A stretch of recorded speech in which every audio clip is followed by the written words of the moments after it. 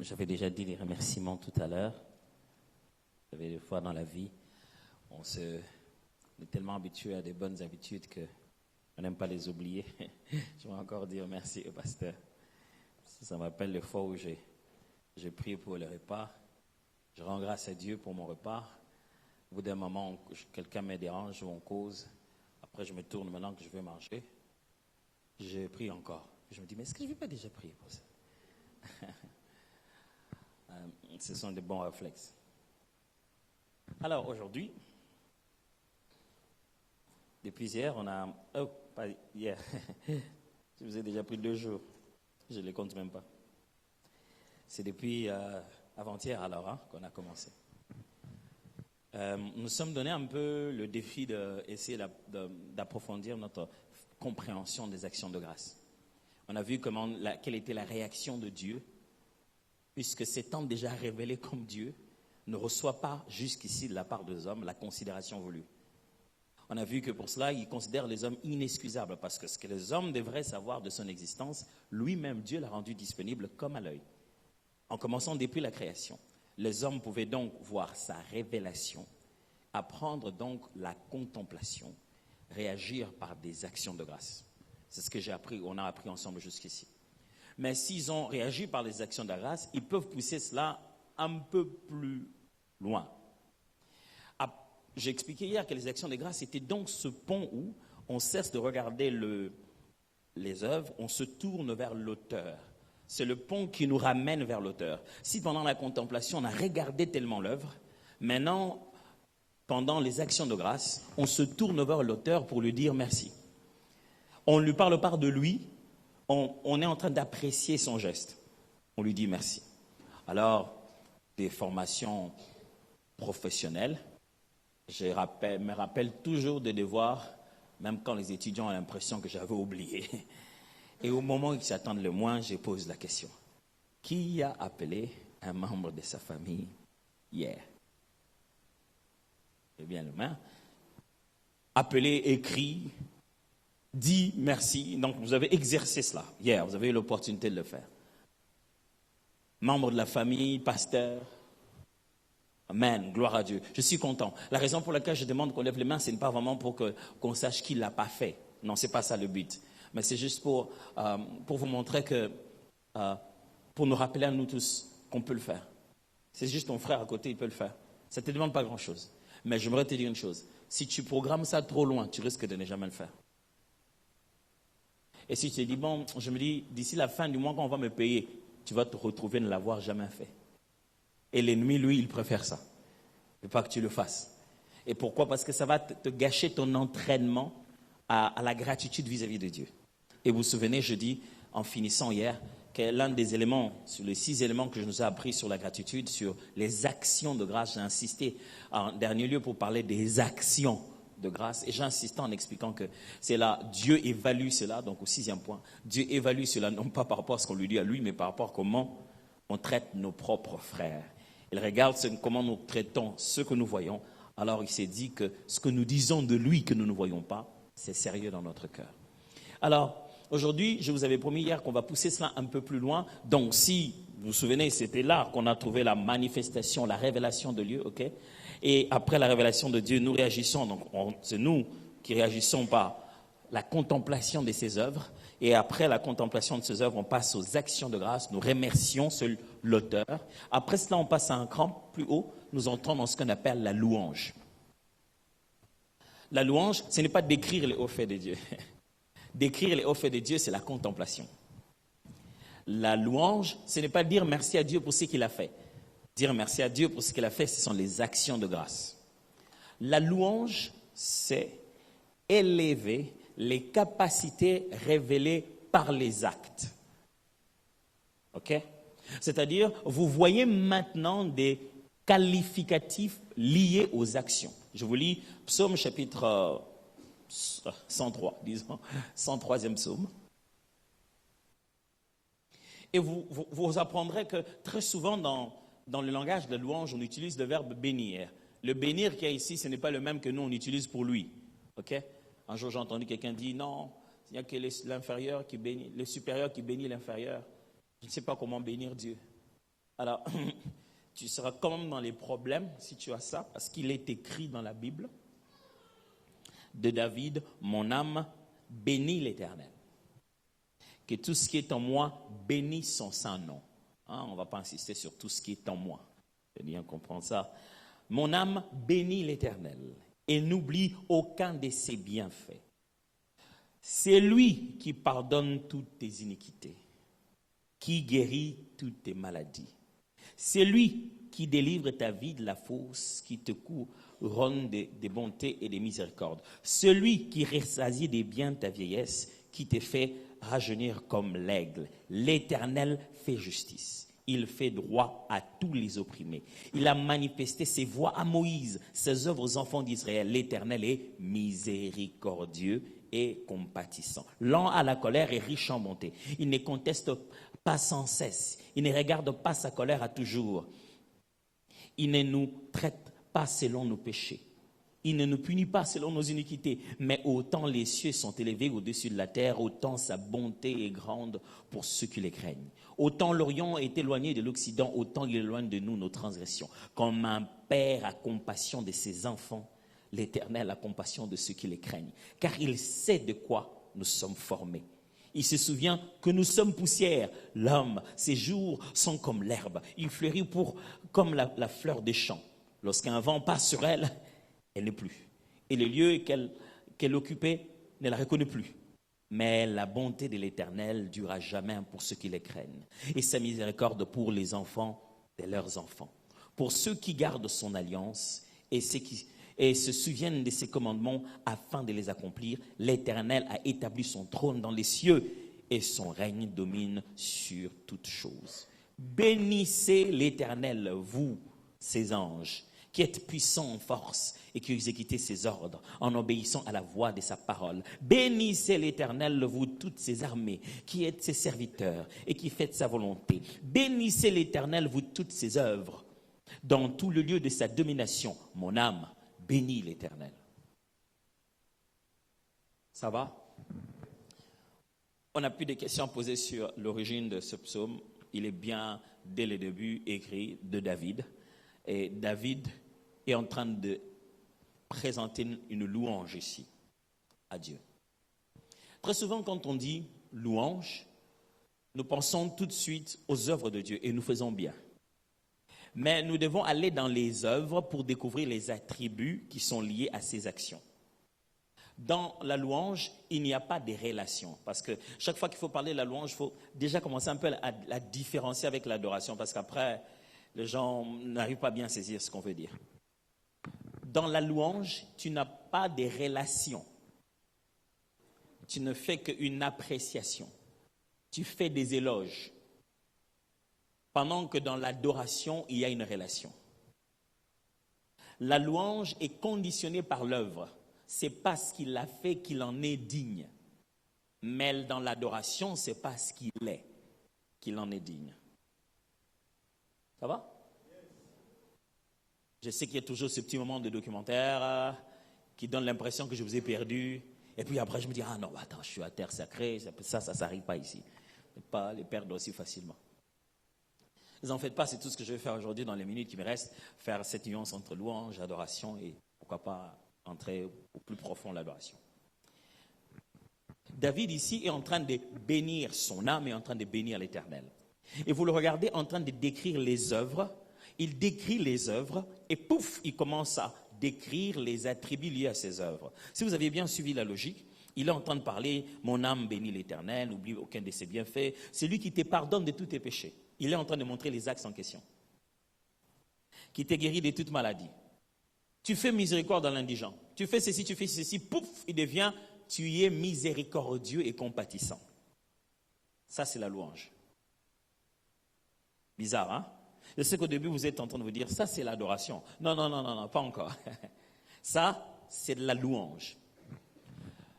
C'est parce que de fois, on utilise tout de suite directement les choses de Dieu qu'on est perdu un peu. Mais utiliser le mot louange en français sans penser à Dieu. Son synonyme, ce serait faire des éloges. Il a loué très bien. La Bible dit dans le livre de Proverbes, la femme sage, il dit, Il est loué, son mari, ses enfants la louent. On rendre de louanges. Ça me rappelle toujours un comédien un jour on lui a posé la question, comment s'appelle l'action de louer les chaises? Il dit la louange des chaises. C'est louer ici, ce n'est pas pour louange des chaises, c'est pas pour location, c'est pour louange. Hein? Donc, louer Dieu signifie lui faire des éloges. Simplement, des appréciations. Bon, peut-être que vous allez vous dire, il est toujours comme ça, mais le meilleur entraînement de ça, c'est encore votre prochain. Et c'est pour cette raison que les Congolais ont un sérieux problème dans leur louange. Ils réclament tout le jour que l'Éternel siège dans les louanges. Et puis, ils crient, ils dansent. Et on cherche le trône des dieux dans leur louange, on ne le trouve pas. Parce que des natures, ils ne savent pas faire des éloges aux autres. Ils sont mal à l'aise d'apprendre qu'on est en train d'apprécier une qualité de quelqu'un basée sur ses compétences. Celui qui ne sait pas apprécier l'autre ne peut pas louer Dieu. C'est-à-dire que, regardez ces réflexes-là, dès qu'on commence à parler, Pasteur Lévy, un homme de Dieu exceptionnel, ce que j'aime beaucoup surtout en lui, c'est sa profondeur, sa façon de parler. Le Seigneur l'a béni, c'est un bel homme, qui a une taille athlétique, il a une réserve sportive. C'est-à-dire que si le combat spirituel s'est transformé en match de boxe, on est rassuré qu'on a un gagnant de notre côté. Quelqu'un dit ça? Est-ce que j'ai menti? Voilà.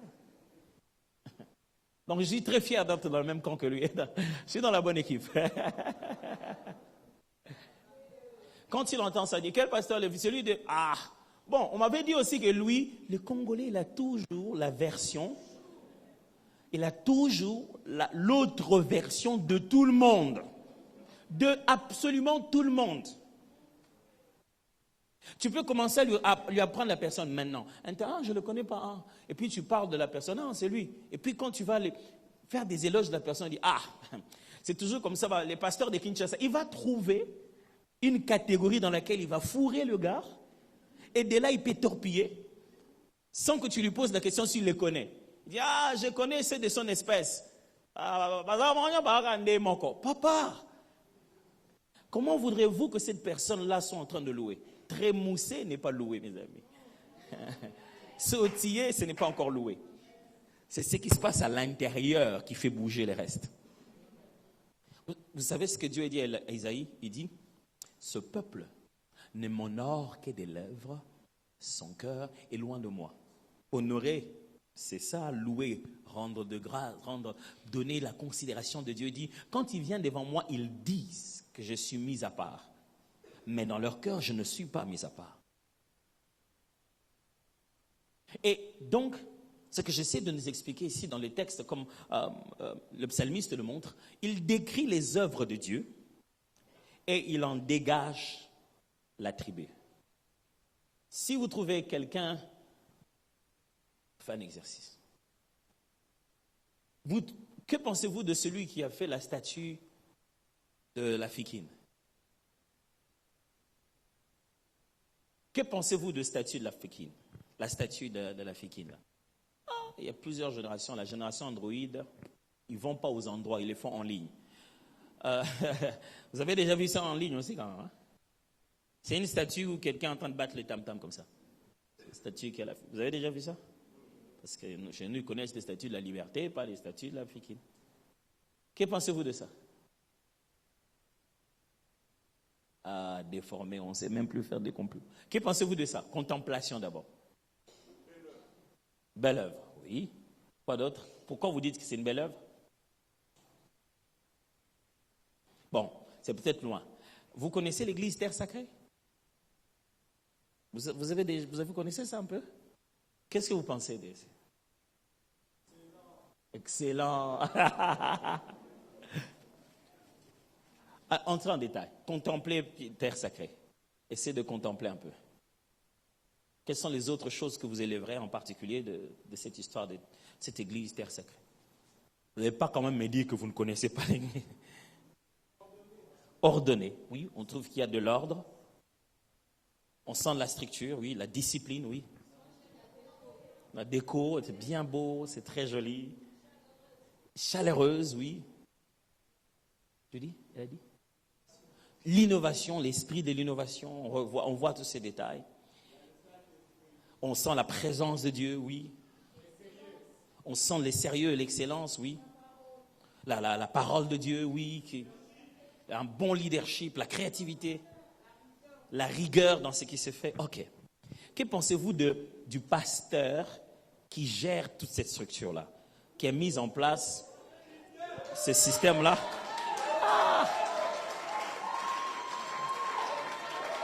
Alors, allez, attendez. Je sais que très souvent les Congolais confondent éloge et matolo, mais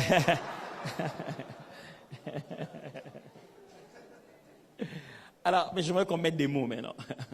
Que pensez-vous de quelqu'un qui, dans son cœur, a été appelé par Dieu, au milieu de nulle part, a réussi, par la grâce de Dieu, à bâtir une structure ordonnée, organisée, chaleureuse, maintenant la présence de Dieu dans les réunions, créant un climat d'accueil et de joie, un lieu de rigueur et de discipline, une belle déco et tout et tout.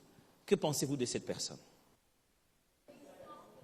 Elle est humble, elle est obéissante, oui. C'est quelqu'un qui a l'intimité lui-même avec Dieu, oui. Aimable, ok. Courageux, sérieux. Un homme de foi. Ça, un homme de parole. Vous avez un homme de guérison. Voilà. C'est toujours un peu au milieu avec les Congolais, on ne sait jamais. On raconte l'histoire. Un pasteur nous racontait l'histoire d'un jour, il est arrivé. Il est sorti d'un supermarché, il va vers sa voiture. Vous savez, il y a toujours des gens, on ne sait plus dans quelle catégorie ils sont. Ils ne sont pas chégués, on ne sait pas leur travail. Et puis, ils sont là à côté, et puis le pasteur essaie d'entrer dans sa voiture. Il dit, pasteur, il dit, c'est jeune ici aussi. Il dit, non, je n'ai pas d'argent. Il dit, non, pasteur, je veux juste te dire un truc. Ah, quoi? Pasteur, je veux vraiment que quand vous sortiez ici, vous puissiez aller voir le médecin. C'est qu'à Kinshasa, on vous dit ça, vous dites, j'ai touché à quoi? Ces petits savent quoi? Ils savent toujours des choses, ces gens-là. Il dit, vraiment, pasteur, pardon, en sortant ici, pour votre bien et pour notre bien, nous tous, vous devez aller voir un médecin. Il le disait en lingala, en français, en lingala, il m'a tout le côté en lingala. Il lui disait, pasteur, s'il y a vraiment, où t'en as docteur? On a biso, on a eu, où t'en as docteur? Pardon, pasteur, so comme il y a docteur, à qui tu sautes des gras beauté pour le niveau aux comme on a. Elle dit, quand tu verras le médecin, dis-lui, qui te baisse le degré de la beauté parce que ton niveau de briller commence à nous déranger tous. Il a dit, il n'a même pas calculé combien il avait dans sa poche. Il dit, prends, va-t'en. Mais notre exercice tout à l'heure nous a permis de voir courageux. Courageux, vous avez trouvé une œuvre, vous l'avez appelé aimable. Aimable, vous avez trouvé une œuvre. C'est-à-dire, vous êtes parti de ce qu'il fait pour voir les attributs qu'il y a derrière. OK? Quand vous appelez quelqu'un qui a fait la statue là de la Fikine, vous regardez et dites, les gars, c'est un génie. Un génie, ce sont des éloges. Vous êtes en train de le louer. Vous comprenez la réalité? Il ne peut pas l'être en le rencontrant seulement en route comme ça. Je regarde, c'est un génie. Non, c'est basé sur ce qu'il a fait. La louange se mérite. Ok, vous êtes dans un terrain de football, un joueur qui est au coin en train de ne rien faire, on ne l'acclame pas. Il n'a même pas le ballon, on ne crie pas son nom. C'est celui qui a le ballon, qui fait une action, qui reçoit des acclamations. C'est celui qui marque, qui reçoit des acclamations. C'est celui qui fait quelque chose qui mérite la louange. Alors Dieu fait ceci. Avant que ceux qui louent ne viennent sur la terre, il prend 5 autres jours à créer les raisons pour lesquelles on va le louer. C'est ce que Paul appelle voir comme à l'œil. C'est-à-dire, avant que l'homme ouvre ses yeux pour être dans ce corps, Dieu a déjà rempli. Les raisons de louer Dieu ont précédé l'humanité. Dieu se dit, je vais déjà être digne avant qu'il ne ouvre ses yeux. Alors, ne vous dites pas que vous n'avez pas loué Dieu aujourd'hui parce qu'il n'a rien fait maintenant. Non, avant qu'on ne soit, quand il a commencé à créer le monde, il se plaçait à un degré de dignité incomparable. Parce qu'au bout d'un moment, quand les œuvres sont faites, on a besoin d'essayer de comparer. Et on commence maintenant à rendre des éloges selon que celui-ci est meilleur que l'autre. Dieu s'est placé dans un autre sphère. Je ne vais pas appeler ça catégorie, parce qu'après, il faut qu'il ait une ligne derrière. Dieu n'est pas le premier de la liste. Il n'est pas dans la liste. C'est-à-dire, les critères qu'il y a sur lui, on le pose sur personne. Quand il vient dans là où vous voulez le comparer, il prend les standards, il les lève jusqu'à ce que tu dis, à ce niveau-là, ce n'est plus la même chose. Ah, tu comprends qu'il s'agit de Dieu. Non, je ne sais pas si vous avez compris, je vais vous expliquer. C'est-à-dire, nous, quand on était petits, je voyais vous savez, moi j'ai grandi, on avait beaucoup de garçons et un peu de filles, donc j'étais parmi les plus petits. Les grands allaient jouer. Des fois, tu ne peux pas entrer dans les jeux des grands, donc les filles te prenaient pour que tu tiennes la corde pour elles. Et il y avait un jeu où chacun se met, même les garçons jouaient à ça. Tiens, lui là-bas, on est ici, on tient une corde. Et puis tu viens, tu sautes. Et puis après, on met encore un peu plus haut. Puis tu viens, tu sautes. Il y avait toujours des gens sournois là, pendant que tu es en l'air, au milieu de ta course, il fait monter un peu. Et ça te bloque. Et c'est comme ça que se faisaient des éliminations. Plus ça monte, tu n'arrives pas, tu es éliminé. La seule personne qui continue à sauter toujours, c'est elle qui saute le mieux.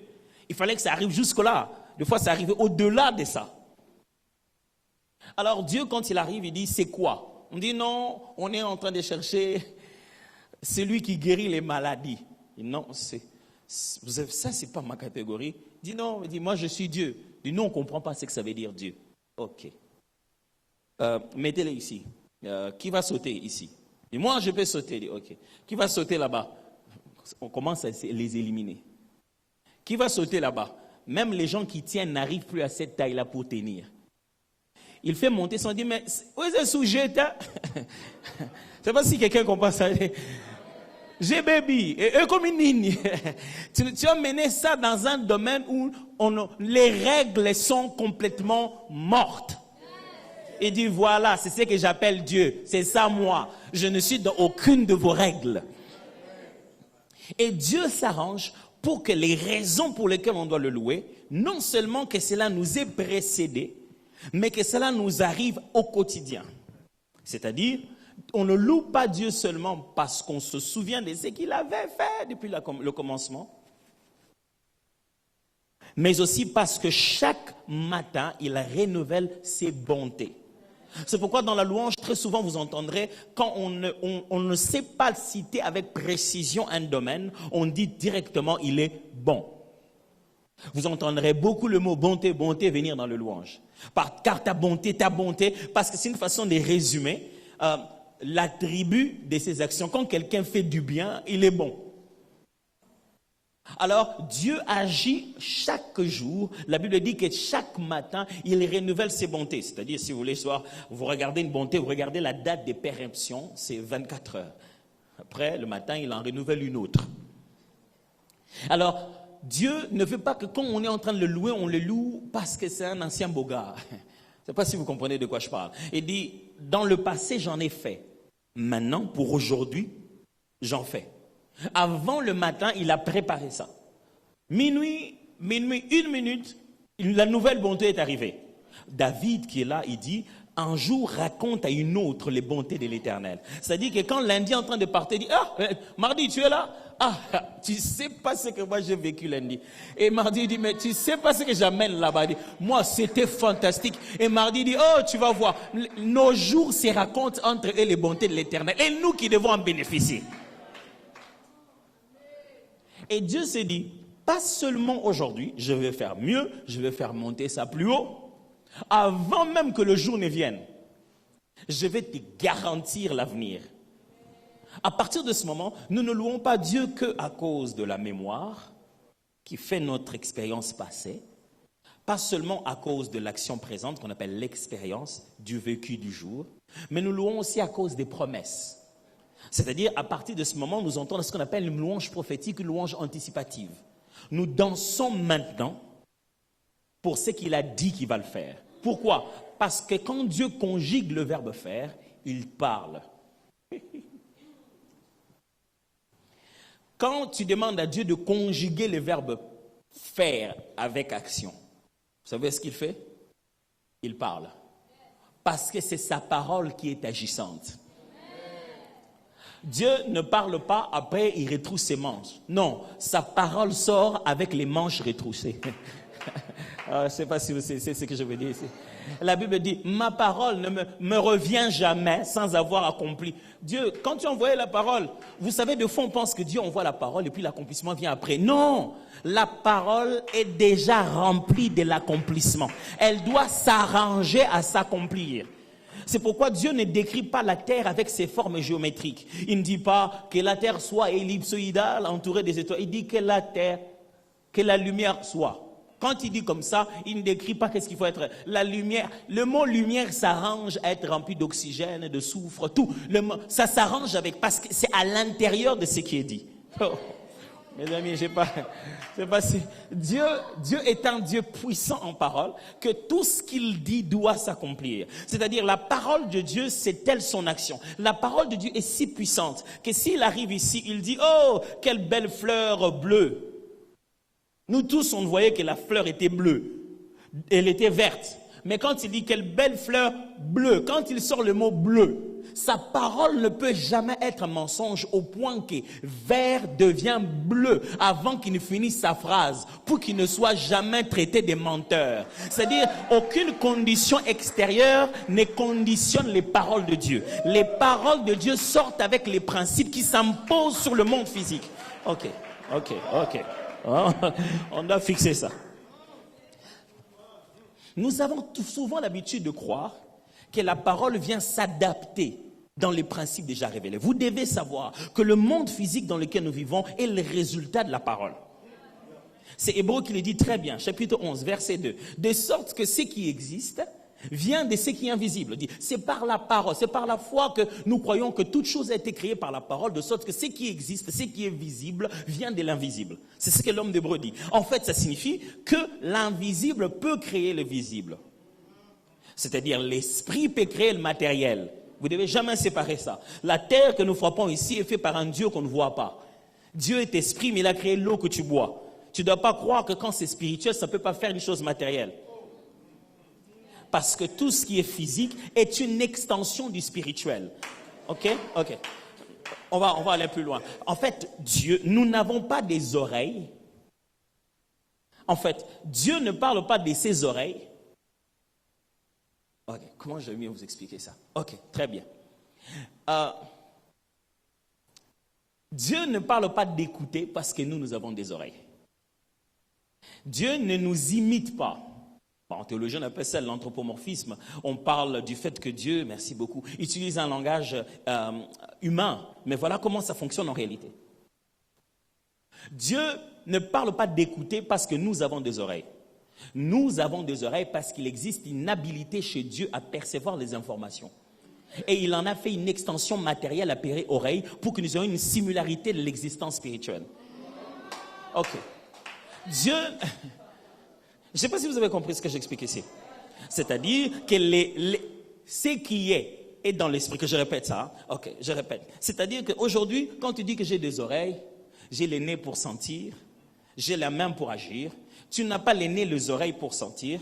Dieu, ce que tu appelles les nez, les oreilles pour sentir là, ce sont des habilités que Dieu a. Il t'en a donné les formes physiques pour opérer dans un autre monde qui est physique. C'est-à-dire, Dieu n'a pas de nez. Il n'a pas d'oreille. En tant qu'esprit, il perçoit, il ressent.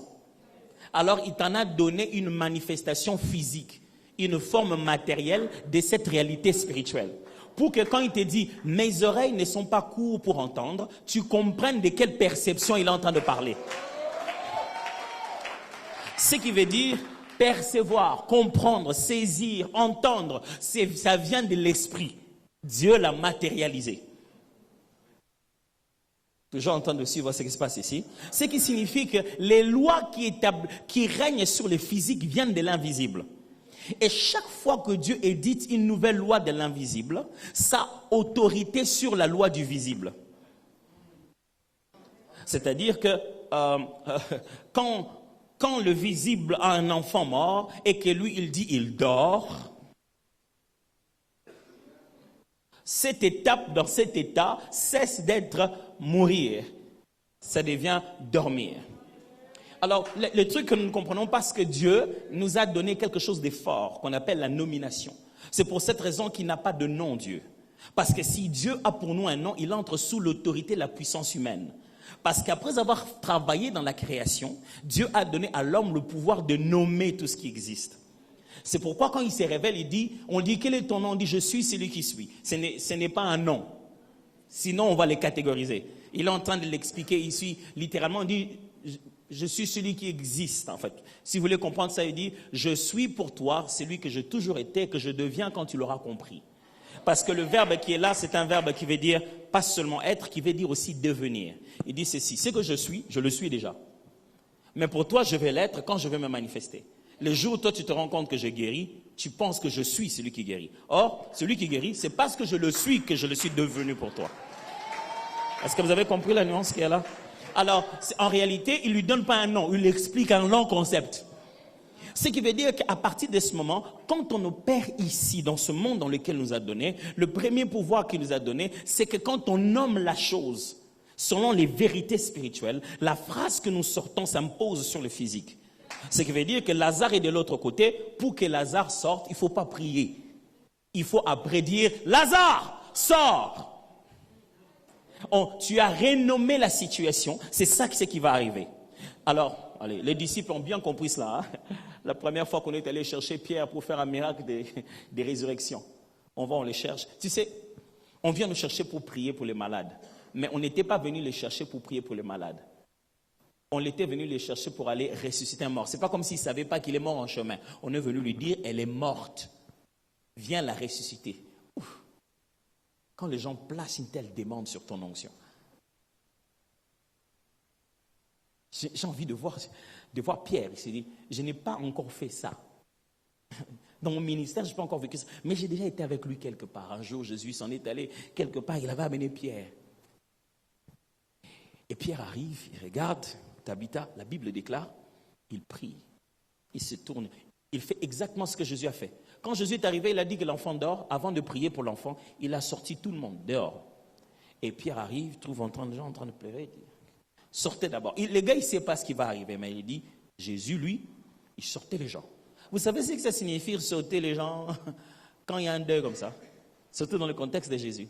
À leur époque, il y avait des pleureurs, c'est-à-dire qu'on engageait des gens, on payait pour qu'ils viennent pleurer, créer le contexte de deuil. Quand vous le faites sortir du deuil, c'est-à-dire que ils sont partis, hein. Vaut mieux encore ressusciter l'enfant après comme ça. Vous n'avez pas perdu votre argent. Jésus a déjà annulé les deuils. Les gars disent, si ça vous arrive quoi que ce soit, ne rappelez pas, vous serez obligé de payer encore. Ça, c'est moi qui imagine. Hein. Mais Jésus, il arrive, il dit, sortez. Pierre arrive aussi, juste comme Jésus dit, sortez. Après, il est resté seul, il s'est dit, je fais quoi là? Et la Bible dit, il se tourne et il commence à prier. Après avoir prié, Tabitha s'est réveillée. Non. La Bible dit, après avoir prié, il se tourna vers le corps, comme Jésus le faisait. Je dois nommer ça. Je dois établir maintenant, par la puissance de la parole, une nouvelle loi qui vient de l'invisible. Et Dieu nous a donné à nous, les humains, de fonctionner en établissant dans le visible le même principe de la parole. Mais les hommes, ils sont restés juste à la dimension fondamentale de ces choses. Mais en Christ, on reprend toute l'autorité. C'est pourquoi il a dit, quand vous allez faire cet accès humain, normal, volonté, souhait, je te souhaite beaucoup de bonheur, à un moment donné, ça va dire access denied. Vous n'avez pas l'accréditation pour accéder à ça. Quand vous arrivez là, mettez au nom de Jésus. Je vous donne l'accès illimité, la carte, la Mastercard qui ouvre partout. Alors, après avoir parlé, Pierre tourne vers le corps et dit, Tabitha, lève-toi. On parle comme ça à quelqu'un qui dort. Utiliser ces mots, c'est dire que Tabitha l'entend. Parler de cette manière, c'est déjà considérer que Tabitha l'entend. Et quand il sort cette phrase, boum, Tabitha se lève. Pas d'intercession, rien. Tabitha se lève. C'est tout. Parce que les règles de l'invisible, ce qui vient de l'Esprit de Dieu, s'imposent sur tout ce qu'il y a de matériel.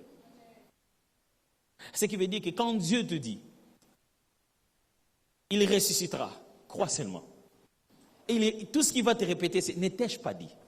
Si tu crois, tu verras. Il veut dire que si tu poses le pont, ça va traverser de l'autre côté. La foi, c'est le pont qui permet à l'invisible de traverser au visible. Et la même expression, vous trouvez ça dans Hébreu, quand il explique, il dit un terme qui veut dire que la foi, c'est comme une main que vous faites entrer comme ça, dans l'invisible, et quand vous tirez, l'invisible devient visible. C'est comme ça que Dieu a créé chaque chose par sa parole. Je disais tout ça pour vous expliquer quel genre de Dieu nous avons en fait. Les gens de Dieu qui méritent nos louanges à cause de ce qu'il est. Maintenant, quand Dieu te dit une chose qu'il fera, ce n'est pas parce qu'il le fera, c'est parce que se fait. Ok? Parce que Dieu, il vit dans un présent permanent, il n'a pas de futur. Ça va? Il n'existe pas un autre espace que Dieu doit découvrir. Cela annule son omniscience. Quand il doit tout connaître, il doit tout connaître dans tout le temps et dans tout l'espace. Ce qui fait qu'il n'est pas au sujet des réflexions comme la logique humaine. Il ne rassemble pas des données pour pouvoir établir sa logique. Parce que l'exercice de pouvoir collecter les éléments voudra dire qu'il ne les connaissait pas tous simultanément. Dieu, il n'est pas un homme du tout. Je vous assure, il n'est pas un homme. Il est Dieu. Vous voyez, moi, comment on peut faire ça? C'est ça Dieu. Alors quand il te dit, je vais agir dans ta vie, toi tu lui parles d'argent. Quand Dieu parlait, quand Dieu donnait les promesses, est-ce que les Lydiens avaient inventé avaient inventé la monnaie ou les Chinois avaient inventé les billets des banques? Quand Dieu appelait bénédiction dans le jardin d'Éden, il y avait des banques. J'aime quand Paul dit, il dit, mon Dieu vous bénira de toutes sortes de bénédictions selon ses richesses, avec gloire en Jésus. C'est-à-dire, les richesses de Dieu ne sont pas les nôtres. Nous avons les richesses de l'argent, des véhicules. Quand Dieu veut utiliser ces richesses, vous êtes étonnés.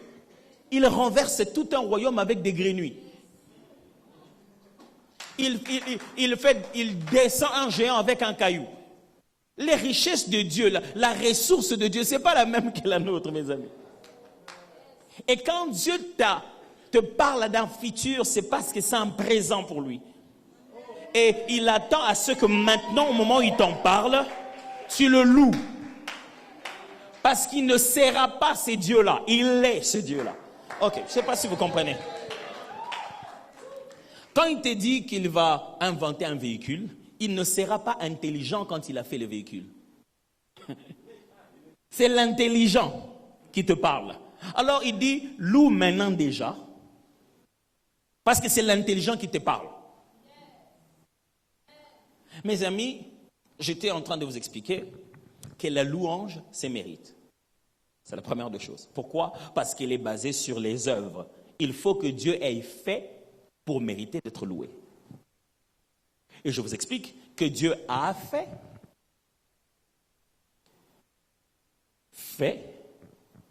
et fera. Je vous ai expliqué qu'il a fait, c'est pourquoi David est en train de dire ici, mon âme loue l'Éternel et n'oublie aucun de ses bienfaits.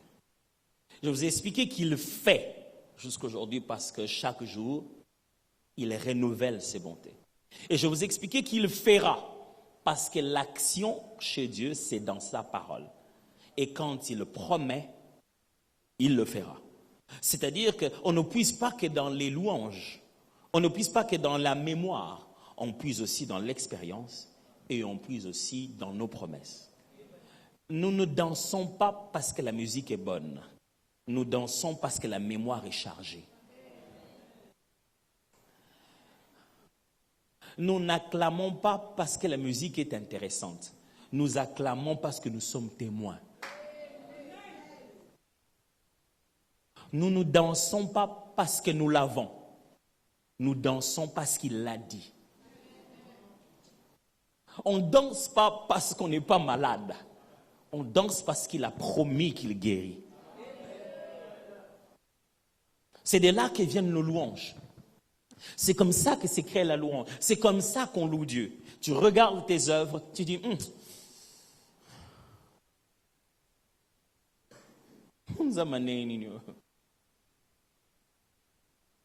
c'est pour cette raison qu'il n'y a pas de dictionnaire avec les mots pour le louer. Parce que chacun de nous peut décrire comme il le ressent les œuvres qu'il a vu faire pendant cette période-là. Dans le passé, dans le présent et dans l'avenir. Maintenant, quand quelqu'un, vous savez, c'est une procédure, hein, c'est Dieu qui l'a créée, c'est pas nous aussi on l'a utilisé. Hein, les sœurs, des fois, ne nous condamnez pas, c'est complètement biblique ce que nous faisons. Je vois une sœur, je commence à l'apprécier, je commence à m'approcher de son milieu, je dois me manifester, je dois me révéler à elle. Et dans le processus de ma révélation, je me rassure d'abord qu'il y aura une bonne contemplation. Et quand je m'habille, quand je parle, mes œuvres doivent se manifester.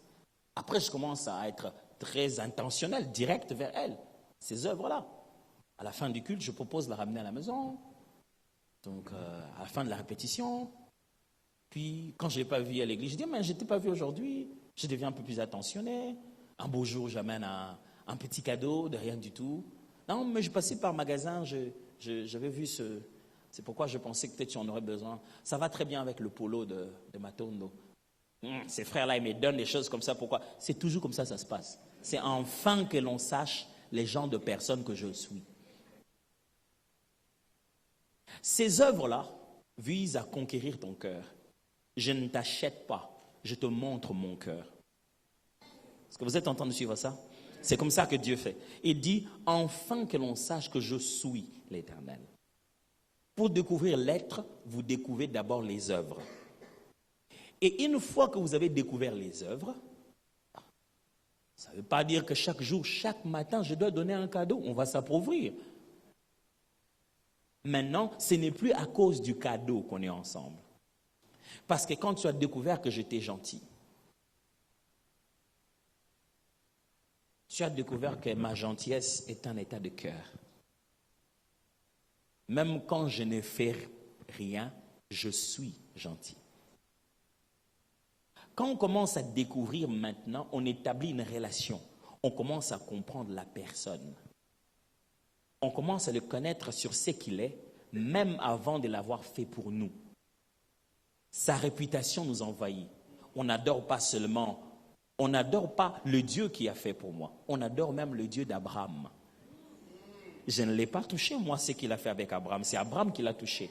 Mais c'est sa réputation. C'est le genre de Dieu que j'ai. Vous savez, les dames, elles veulent se marier, mais elles vont demander, non, donne-moi un temps de réflexion. Je n'ai jamais compris ce qu'elles font, les dames, quand elles réfléchissent. Je dis, je peux te dire, ça prend combien de temps la réflexion? Ok, j'attends. Oh non, mais toi, tu m'as observé, moi aussi, je vais t'observer. Et des fois, elles observent. Je viens à la maison demain pour que tu m'observes. Oh non, mais tu vas m'observer où? Frère Anazambamba. Mais tu as dit que tu veux l'observer. Il est là le matin, bien habillé, assis, il attend que tu l'observes. Faites pas ça chez vous. Alors, mais écoutez ce que j'essaie de dire ici. On se dit, mais je vais l'observer, Dieu s'est dit, ok, j'ai fait cette œuvre pour qu'il sache quel genre de Dieu je suis. Et les sœurs, à ce moment-là, elles ne vont pas seulement se limiter à savoir qui tu es. Elles vont aussi essayer de vérifier à travers vos amis, à travers les gens qui ont déjà vécu avec vous, la réputation que vous avez. C'est pourquoi Dieu s'est bâti une réputation. Et il a demandé à toutes les personnes avec qui il a marché, il a écrit tout ce qui s'est passé. Pour qu'aujourd'hui, tu n'aies pas de questions de lui poser du genre, et si j'étais malade, tu feras quoi? Tu vois, les genres de questions des fiancés. Ils se disent, bon, si toi tu voudrais avoir combien d'enfants? Toutes les questions que tu voudrais les poser, il a mis ça avec d'autres personnes qui ont vécu avec lui. pour que tu saches quel genre de personne il est. Et il n'a pas fait de l'apologie, ou il ne parlerait que de ses bonnes choses. Il dit, tu vois, celui-ci, il était bien. Après, il est allé, il a tué quelqu'un pour prendre sa femme. Après, ça n'a pu marcher avec moi. Mais regarde, il était bon. Ah, il a repris son cœur, voilà, j'ai continué. Dieu a donné dans la Bible tout ce qu'on peut savoir de lui. De sorte que maintenant, quand on a vu que ces œuvres-là, il les a fait pour nous, on commence à se rendre compte que cette nature-là, ce comportement, cette habitude, cette nature qu'il a là dans la Bible, c'est comme ça qu'il est. On commence maintenant à s'approcher. L'adoration, ce n'est pas apprécier les œuvres. L'adoration, c'est aimer l'auteur. L'adoration est basée sur une relation d'amour et non pas sur une appréciation d'œuvre. Celui qui te dit merci ne t'aime pas nécessairement. Quelqu'un peut te dire merci pendant qu'il t'empoisonne. Celui qui t'aime ne te fait pas ça. Alors, parce que c'est une relation. Quelqu'un peut te dire merci, tu tournes et se met à t'insulter. Mais l'adoration, on en est arrivé au niveau où une relation s'est bâtie. Tu as découvert à qui tu as affaire. C'est-à-dire, tu te réveilles un matin, quand il n'a pas donné, il ne change pas de nature. Il ne devient pas celui qui n'a pas donné. Tu le connais tellement que ça ne te dérange pas. Tu sais à qui tu as affaire. Tu le considères tel qu'il est avec ou sans œuvre. Parce que maintenant, tu as établi une relation. Et quand tu parles de lui, tu décris sa personne, ce tempérament, ses attitudes, ses façons d'être. Tu t'éblouis devant les détails de sa nature, de sa façon de faire. Quand on loue, on dit « Ma chérie, tu as bien préparé ». Quand on adore, on dit « Je t'aime ». C'est totalement différent. Ça, c'est avec ou sans préparer. Même le jour où même tu n'as pas bien préparé, on va rire du fait que ça a cramé. Ça ne va pas affecter notre relation. Parce que c'est toi que j'aime. C'est ça l'adoration. Maintenant, quand on adore, on connaît son Seigneur. Maintenant, on rend cela par des paroles et par un style de vie. Si la louange se rend par des paroles et par une attitude intérieure et des gestes posés, l'adoration se rend par les paroles, une attitude intérieure et un style de vie. Ça signifie que ça fait 13 ans, depuis le 29 novembre 2008, que j'ai dit oui à ma femme. Je vais dire que on se mariait aux cathédrales du Centenaire avant de venir ici. On venait de là, avant d'arriver ici. Et ce jour-là, je lui ai dit devant tout le monde, je t'aime. J'aime ma femme. Mais ce n'est pas pour autant dire que je ne parle plus avec les gens parce que j'aime ma femme. Je ne dis pas que je suis tout le temps obligé de dire j'aime ma femme, j'aime ma femme, j'aime ma femme, j'aime ma femme. Mais tu ne peux rien dire d'autre, j'aime ma femme. Je dois que dire j'aime ma femme, ce n'est pas juste une chose que je dois dire. C'est une chose que je dois vivre. Et on ne conjugue pas le verbe aimer avec aimer. Parce que quand tu dis à quelqu'un j'aime, quelle est l'action qu'il y a dedans? Aimer se conjugue par des autres verbes. Par affectionner, donner, comprendre, pardonner. Alors, le beau parleur qui dit tous les jours à sa femme qu'il aime en le battant, est-ce qu'il l'aime? Il dit, mais chérie, il sort des belles paroles. Toi, tu dis tu m'aimes, je ne pense pas que tu m'aimes. Si tu m'aimais, tu n'allais pas me faire souffrir. Mais je l'ai dit, il ne s'agit pas de les dire. Donc l'adoration, il ne s'agit pas de dire à Dieu combien on l'aime, il s'agit de vivre une vie de fidélité, où que tu sois, avec qui que tu sois, avec conscience que tu appartiens à quelqu'un d'autre. C'est pour cette raison que quand on se met à adorer un autre Dieu, il appelle ça littéralement de l'infidélité. Il dit que la femme est devenue infidèle. Il dit que l'Église, il dit qu'Israël est devenu infidèle. Ça, donc on donne à Dieu nos paroles, on se présente devant lui, on lui donne notre cœur, notre style de vie, on veut être comme Jésus. Parce que l'adoration, ce n'est pas dire à Dieu qui il est. L'adoration, c'est être tel que Dieu est. Et lui renvoyer l'image de sa propre personne. L'adoration, c'est que sans que tu ne le dises, Dieu voit que tu l'es. Il ne dit pas, dis-moi que je suis saint tel que je suis saint. Il dit, toi, sois saint tel que ton Dieu est saint. Et maintenant, ça devient chaud, ça devient fort. Ça entre au cœur de l'adoration, au plus profond, au centre de tout. Quand tu ne donnes pas des paroles, tu te donnes toi-même. Les degrés les plus élevés de l'adoration, c'est la consécration. C'est quand on n'amène plus d'offrande, on se donne soi-même. C'est ça l'ordre de Christ qui est l'ordre de Melchisédek. C'est l'ordre où le sacrificateur est sacrifice. C'est-à-dire que c'est pourquoi quand tu entres au fond de ton adoration, tout ce que tu fais, c'est un don de soi. Et Seigneur, je t'appartiens. Qui suis-je? Ma vie est à toi. Oh, tu n'adores plus Dieu. Oui, c'est adoré. Mais ça s'appelle la consécration. On se donne. On se livre. Mes amis, aujourd'hui, on vous a pris plus de temps que d'habitude. Je pense qu'il y avait une raison à tout ça. On devait louer Dieu comme on l'a fait tout à l'heure, déclarer sa sainteté.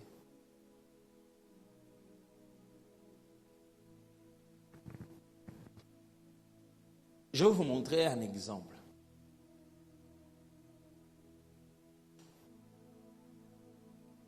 Tu as placé les étoiles au commencement de l'univers. C'est une contemplation.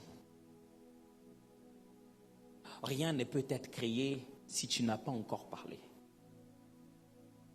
Mais je fais le rappel que ma contemplation par laquelle je commence, c'est pour finir à la tribu appelée Alpha. Et ça se rapproche. Tu as créé tous mes pas depuis les seins de ma mère. Ça se rapproche. Tu sais comment commencer une histoire que jamais personne n'a imaginée. Ça se rapproche. Je commence par une œuvre et je m'en vais commencer à décrire l'auteur. À chaque couplet, le niveau de contemplation va vers une louange et va vers une action de grâce, même si le mot merci n'est pas dit. Parce que le cantique sert à pousser les gens jusqu'à rencontrer Alpha, Oméga. Vous comprendrez pourquoi vous aimez tellement Shiloh. Parce que ce n'est pas un cantique d'adoration, c'est un cantique de consécration. Ce cantique ne parle pas de Shiloh, il parle à Shiloh. Dans l'adoration, on parle de Dieu. Dans la consécration, on parle à Dieu. Parce que c'est à ces niveaux-là qu'on se transforme en prophète. Alors, Shiloh ne parle pas de Shiloh. Shiloh parle à Shiloh. Il dit, répands en moi ta vie par les eaux de ton esprit. Crée en moi un cœur nouveau, je t'en prie. S'il faut que je te dise un mot au-delà de tous mes mots, je te dirai, je t'aime Shiloh. Vous savez, on n'est pas dans la louange là. Et quel est le refrain? Shiloh, inscris ton nom dans mon esprit. Sinon, je ne pourrai pas vivre en moi ta vie. Shiloh, ta gloire éclaire tout mon être. Au nom de ton amour, je vis. La déclaration d'amour la plus élevée, c'est de donner sa vie. C'est pas moi qui dis ça, c'est Jésus qui dit. Il n'y a pas plus grand amour que de donner sa vie pour ses frères.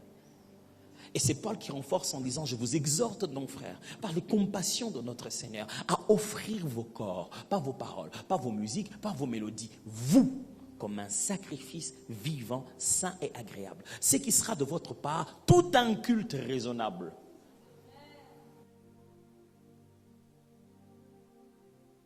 Prions et je vais vous laisser. Prions ensemble.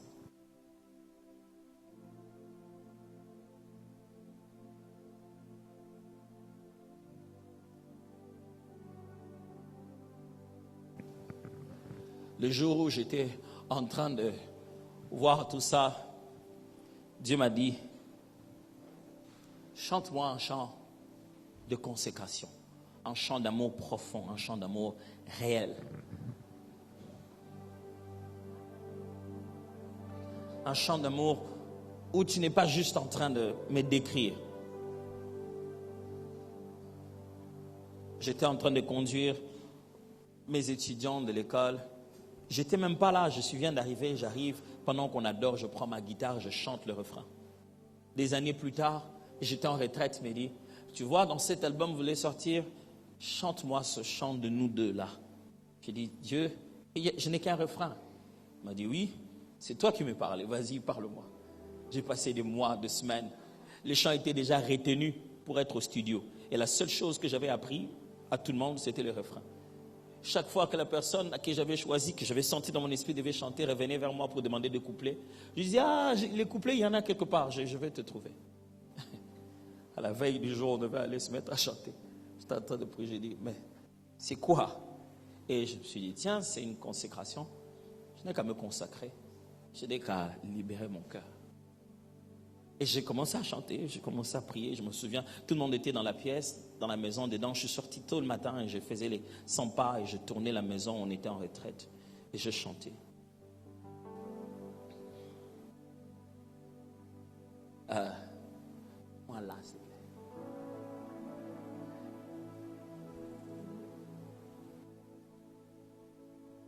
plaît. Et ça chantait.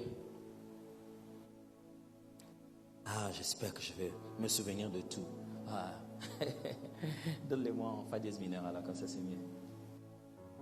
Voilà, exact. Ça y est, je me souviens. Et je faisais ces 100 pas. Si je témoigne chaque fois à la fin des prédications, je vous donne un cantique. C'est pour que vous puissiez commencer à apprendre quel type de cantique pour quel type de niveau de célébration, n'est-ce pas? Et j'étais là en train de chanter, je disais, de temps à passer dans l'intimité, reste à tes côtés pour l'éternité. Être brisé par les Écritures, offrir ma vie comme une monture, c'est là mon désir, pour ton plaisir. C'est pourquoi je viens, car je sais comment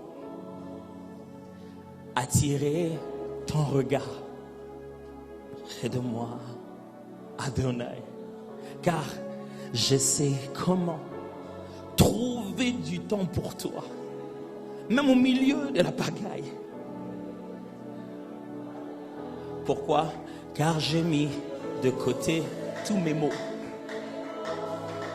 pour m'offrir moi-même en sacrifice. Tout à toi. Je me donne. Tout à toi. Comment je me donne? Je me donne en parfum, Seigneur. Oui, je me donne en parfum pour toi. Je me donne en parfum, Seigneur. Je suis même irrécupérable. Je me donne en parfum. Mais quel genre de parfum? Un parfum qui chante. Voilà. Oui, un parfum qui danse. Je suis un parfum mélodie coulant de tout mon être, Nami Kabia.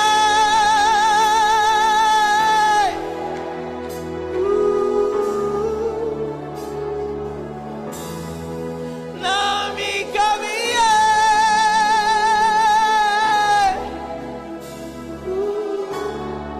Alors, il faudrait finir ça en disant, oh, Zanga, Zanga,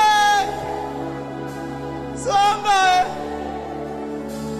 Zanga, Zanga, Zanga, Zanga, Zanga, Zanga, Zanga, Zanga, Zanga, Zanga,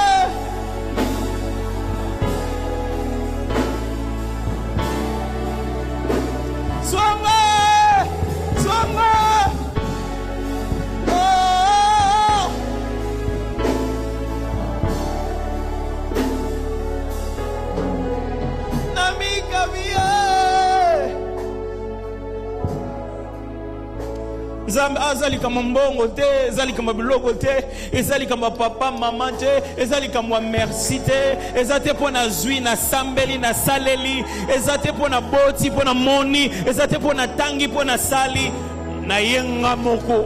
Ici, je suis venu moi-même. Il n'y a pas de sacrifice dans mes mains. Je suis le sacrifice. Selon l'ordre de Christ, quand il entre, il dit, c'est de moi qu'il est écrit dans le livre. Je suis venu avec ce que je suis. Zwanga, malobate, zwanga. Musique te, loyembo te, mabina te, nga moko na ye.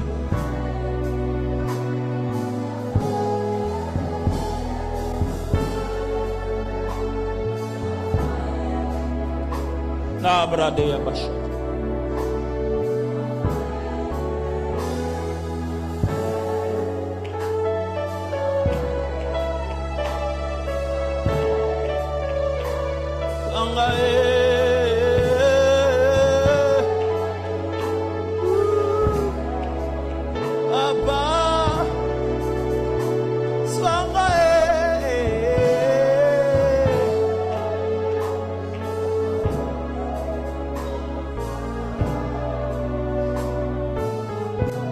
C'est ici que ça ne sort pas des poches.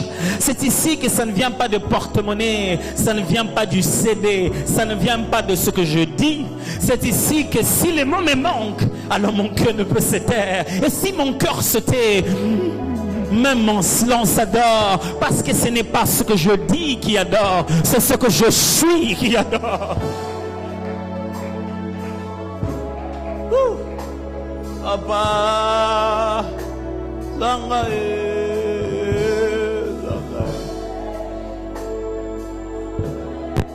Papa, quand tu dois te donner, tu dois donner intelligence, sagesse, considération, même la partie où se cache ton orgueil personnel.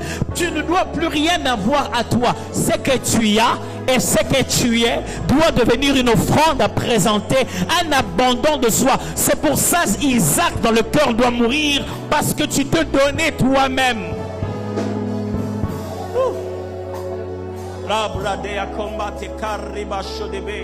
Alléluia.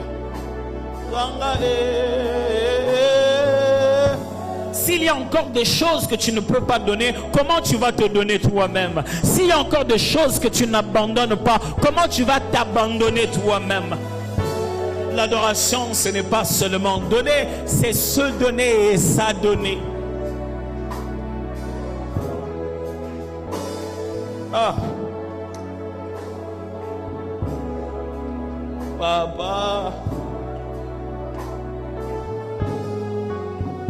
j'ai mis de côté tous mes mots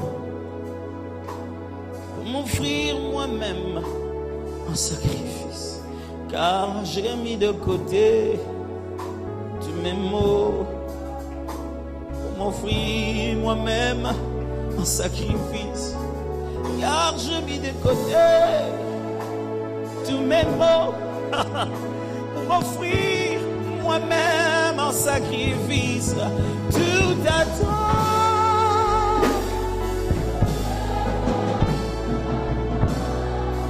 Chante encore Namikabi 2.